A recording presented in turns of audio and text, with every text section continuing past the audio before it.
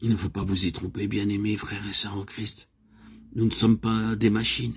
Et pour administrer l'univers, Dieu ne va pas nous mettre en place comme une pièce de mécanisme. Il y a des gens qui croient atteindre le summum de l'humanité en déclarant qu'ils ne sont après tout qu'une roue dans l'engrenage. Que fait-elle cette roue? Elle marche quand tout le reste marche. Il faut qu'elle tourne avec tout son entourage. Non, bien-aimés, frères et sœurs en Christ, auditeurs, auditrices, vous n'êtes pas une roue dans l'engrenage. Notre Dieu nous a choisis pour faire de nous des centres de son intelligence spirituelle, pour que nous en venions à le connaître. Lui, directement et personnellement.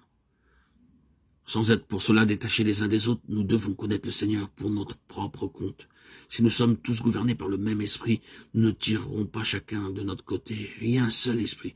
Et si cet esprit a le champ libre en chacun de nous, nous travaillerons tout naturellement d'un commun accord.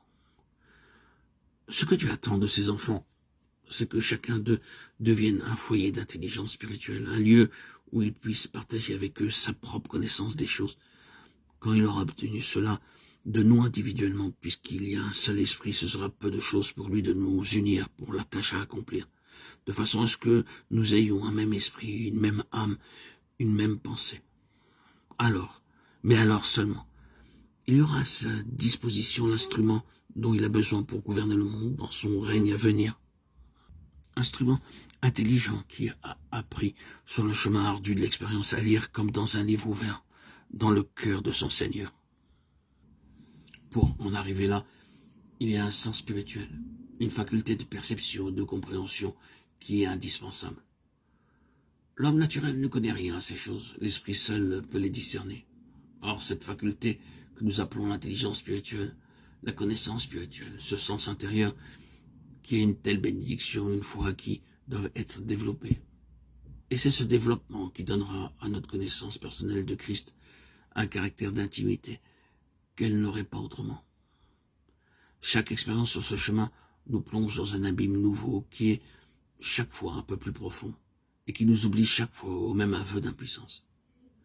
N'ayant pas en nous-mêmes les ressources qui sont nécessaires pour triompher de la situation, nous apprenons dans la détresse que Christ a justement ce qui nous manque. Nous le prenons de sa main.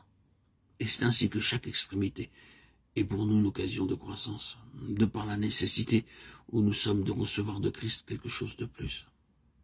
Cette discipline, ce divin exercice peut produire deux choses, la croissance ou l'endurcissement. Les 40 ans dans le désert furent pour Israël 40 années d'exercice spirituel. Vos pères me tentèrent pour m'éprouver. Dieu avait son peuple sous discipline pendant ce temps-là. Régime excellent pour la formation spirituelle d'un peuple enfant. C'est de propos délibérés que Dieu les jeta de temps à autre dans des extrémités telles qu'aucune ressource humaine ne pouvait sauver la situation. Et pourquoi agit-il ainsi? Parce que alors tout devait venir de lui, et que c'était chaque fois pour eux une occasion nouvelle de découvrir le Seigneur.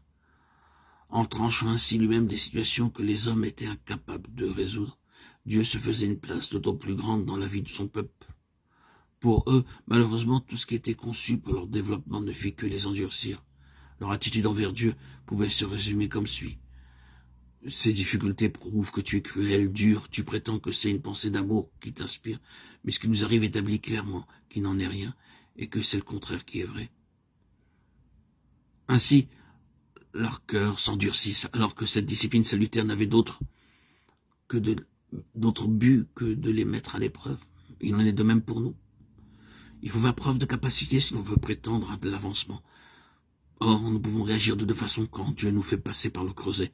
Nous pouvons lui en faire grief, laisser nos cœurs s'aigrir, s'endurcir, et exhaler leur amertume en traitant de cruelle la manière dont il nous traite. Ou bien nous pouvons au contraire, grâce à cette discipline féconde, voir se développer notre capacité spirituelle et s'ouvrir devant nous de plus vastes horizons. Ce n'est que par l'étroit défilé de l'épreuve qu'on trouve le large.